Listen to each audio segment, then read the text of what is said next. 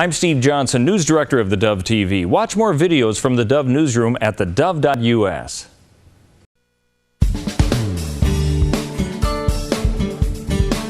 Welcome back. Well, hey, what a delight to have back with us today Joshua Bernstein. He's a radio talk show host, spokesman, strategist, writer, and no shortage of words. Joshua, how are you, friend? Where are you? I'm doing great. Hey, you just had Colonel Murray on. Right. And I just had him on a couple of weeks ago, so he's a great patriot. Yeah, no question about it. Hey, listen, big debate today. It starts around, 2 o'clock or so and works its way through. They're saying now that these candidates may get 5 minutes. Maybe the good ones could get up to 8 minutes. That's not a lot of time to make yourself stand above the crowd. And already the cannibalism is starting. What's your thought? Well, my thought is that we finally get a chance to see Trumposaurus Rex, as I've been calling him on my television show and radio show.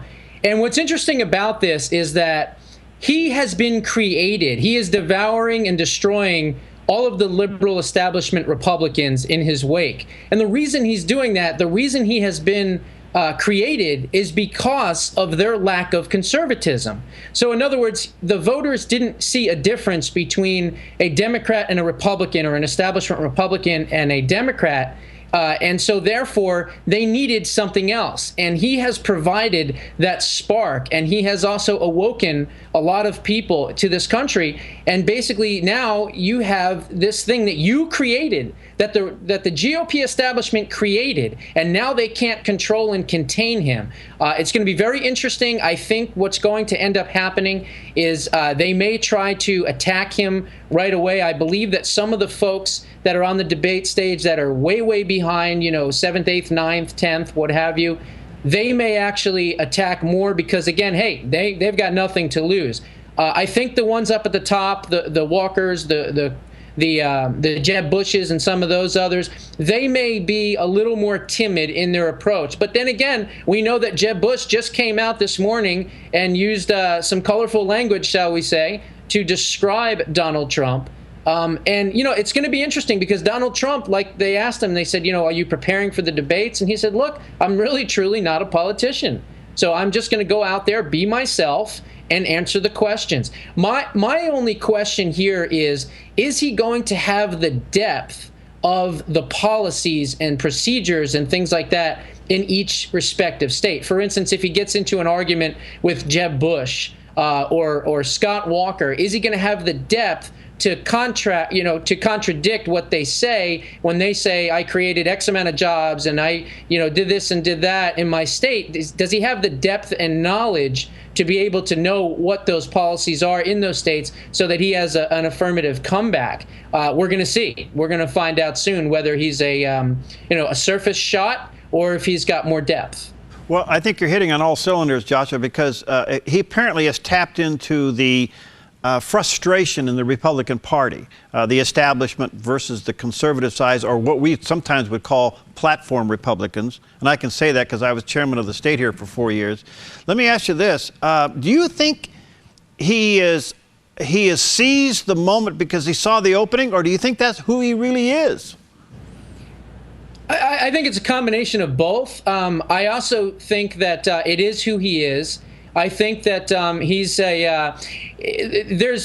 Republicans like to say that we have to be more compassionate, right? We got to be more compassionate to get votes. No, we have to be more combative. We need more combative conservatives than compassionate conservatives, because a compassionate conservative, to give you an analogy from the great late Robin Williams, is like with a Volvo with a gun rack, is what he basically said. So we have to be able to attack that when we get asked certain questions. So for instance, if someone asks a question that the media knows is a gotcha question, one of the things that Trump knows how to do is he knows how to recognize those questions. And once he recognizes those questions, he calls out the media right on the spot so that the people that are watching the interview can see the bias. And he'll say things like, oh, I understand your question, but that's a gotcha question, or I'm not going to answer the question the way you want me to answer that question. I'm going to answer it a little bit differently. And I think if more Republicans would take that approach that Donald Trump has done with the media, they'd be a lot more successful, because again, it will change the dialogue in how the left asks questions to the right over time if we have someone that continues to do that. But ultimately, look, Trump is way up ahead. He's up ahead in a lot of different states. He's up ahead, I believe, still in Wisconsin, Walker State of Wisconsin. And I think that this debate is going to be a seminal moment for him and his campaign, because we're going to find out, can he fight like he thinks he can fight? And I believe he can. And I think that he may expose a lot of other people on that stage tonight. But again, we'll see. You know, Joshua, Newt Gingrich did this in the last go-around, and his numbers shot up because he took the press on and pushed back and put them in their place, and the crowd just erupted. But he didn't get the nomination. No, he didn't. And I think part of the reason for that, and I'm glad that you brought that up, because if you remember, his ex-wife dumped all kinds of stories on the media right before the main event, and I believe Wolf Blitzer wanted to start the GOP event at that time with that question, and he immediately attacked back, and he said, no, we have serious issues in this country, we're not going to talk about that. And he kind of put them in their place, and you're right, the crowd erupted like crazy. I remember that pretty well. But he didn't win, and I think he didn't win because he has way too much baggage than Donald Trump. Now, granted, Donald Trump's been divorced and he's had bankruptcies, but he's also had a lot of success, and he's a human being, and he's who he is. Now, we have to also understand that he's had a lot of liberal positions in the past. Let's not think by any stretch that this guy is a complete conservative. He's very conservative now, but in the past he wasn't. But then again, you could look at Ronald Reagan and say the exact same thing, that over time as he got older and he saw the ways of the left, he changed in time as well. So, you got to give him the benefit of the doubt. But another person you want to look for on the debate stage to probably do a very good job, as long as he's allotted the time to talk, would be Ted Cruz. Ted Cruz is a champion debater. He's an authentic reformer conservative. So I'm really looking forward to seeing him as well. I saw a poll earlier this morning as it goes into the debate, and it deals with the favorables and the unfavorables, and then whether it was a positive gain or a net gain. And when you look at that scale, it put Walker and Rubio at the top and put Donald Trump down about 8 or 9. So I'm thinking, well, this is kind of interesting. You got Walker and Rubio coming out with a greater net gain than you do Trump. It's kind of like, we love what he's saying, but we don't know if we like him to be president. Is that going to be a problem?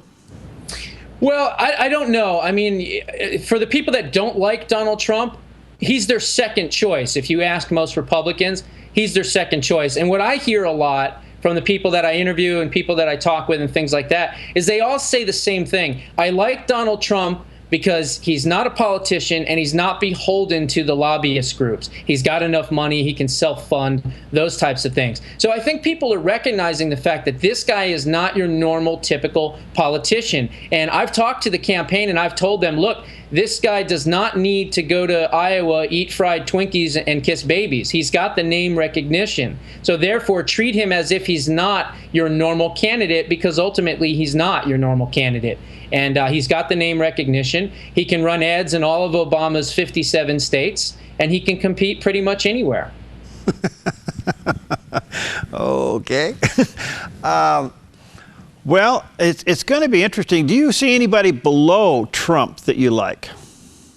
I do. I like Ted Cruz quite a bit. I like Scott Walker too. One of my favorites, who really unfortunately doesn't have a chance, is Bobby Jindal. Very authentic conservative reformer, but again, not too many people know about him. Look, for me, it's anybody but Jeb. I'll do whatever I can to try to make sure that Jeb Bush does not become the next president. Again, this should be a Republican year.